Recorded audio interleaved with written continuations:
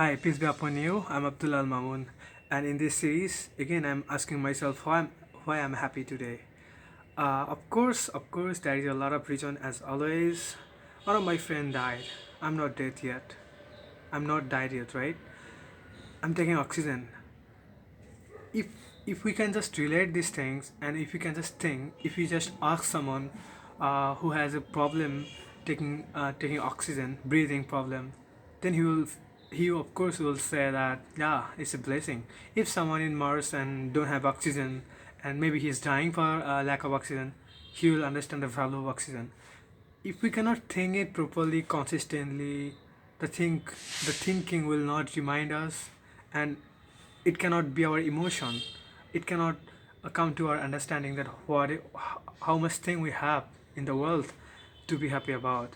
So uh, always I try very hard to keep consistent on the journey of thinking about positive thing, and feel blessed, really blessed from heart, from heart. Again, I'm saying from heart that how much things my creator blessed me by giving to me, right? How much things he gave us.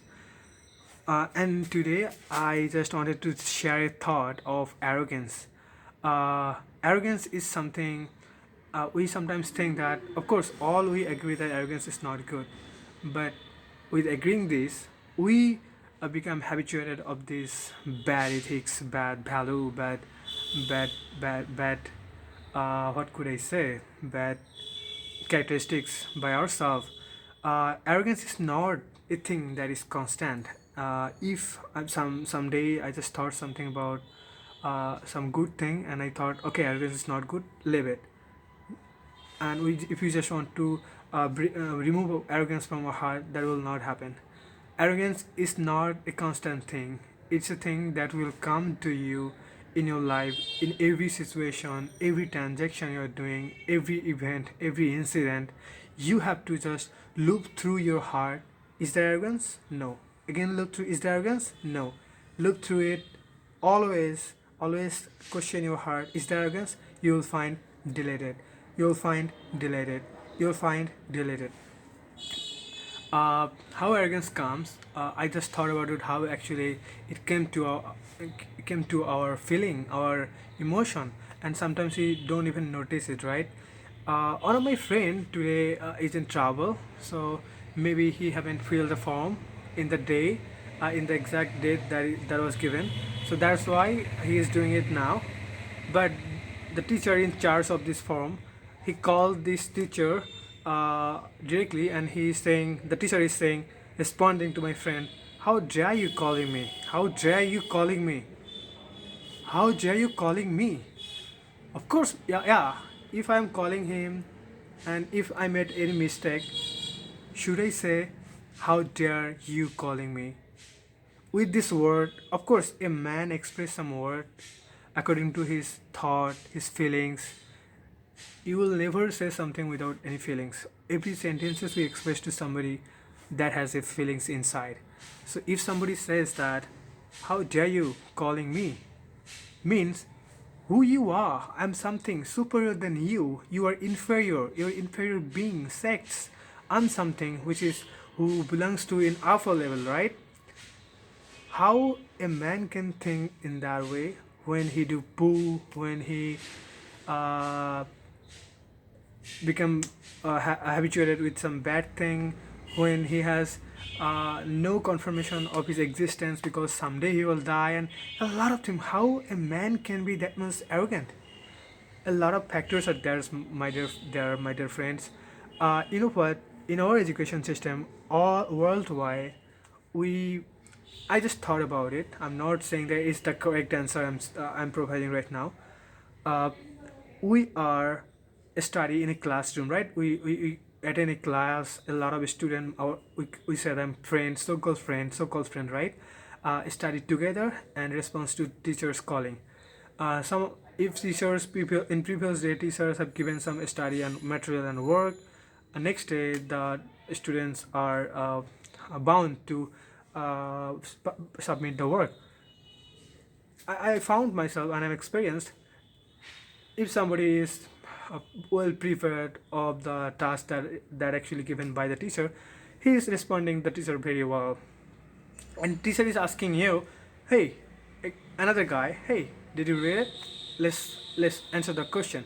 If you can't, then teacher will humiliate you, and he will instantly say compare with you, the boy who actually scored good and doing his work properly. If this loop happen continuously, day after day, what will happen? It will become emotion appeal. You will feel, you will fall in inferiority complex, and you will try your heart and soul to overcome this thing, and you will study hard for that, and maybe someday you will overcome your problem and you'll be like good, and they will start appreciating you, that yeah, okay, you are a good student, and all of your students, all of your teachers, all of your friends will be appreciating you. But what's next? So if this loop happens, when you're down everybody is cursing you, and when you're up everybody is appreciating you, what will be your thought? Of course my thought will be always on to be in the top position. I want to be the superior and superior and superior. By default in your thought, if somebody come to you, if he is not as good prepared as you on the subject, you'll start feeling him inferior than you. Then what? That kind of thought will generate me, I am who, give me, I am not responsible, me, I'm good, me, I, why not me, why not me, I. So you will be self-centered, and that means, I don't know the exact word, that feelings of yourself actually arrogance, and that pollutes our heart. And I can swear, I realized it from heart, our creator Allah doesn't like those kind of feelings of man, because man doesn't have anything to be to feel I'm superior than someone, and that's why you're behaving in a way that is not supposed to be the exact same behavior he is expecting, the speaker is expecting from you. If someone is coming to you, you're saying, how dare you calling me, how dare you calling me. If we cannot clean our heart, a lot of things will be skipped. Uh, yeah, of course, whenever you are in a state of feeling that me and myself and me, then you will find that you are trapped. You're trapped in a perspective. You will not see the world in other view, in others dimension. So you will be missing a lot of things of real meanings of life, and the shortness of life and death, and a lot of things. And in this world you're occupied.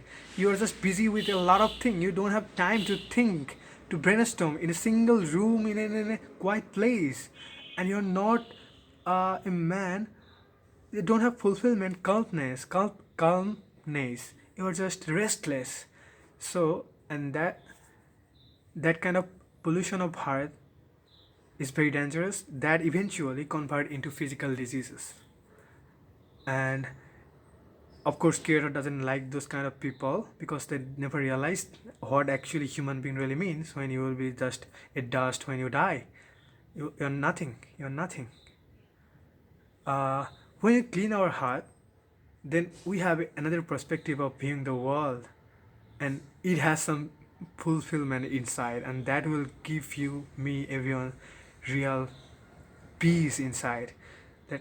Because you're viewing the world in a dimension that actually a human being supposed to think, and that kind of soul maybe creator like. As we study Quran and some other books, we find that kind of pure heart, our creator likes the most.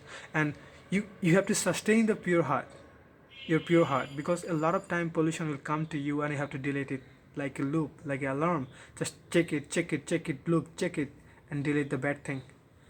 My dear friends, brothers and sisters, peace be upon you, and hope I will pray for you, of course.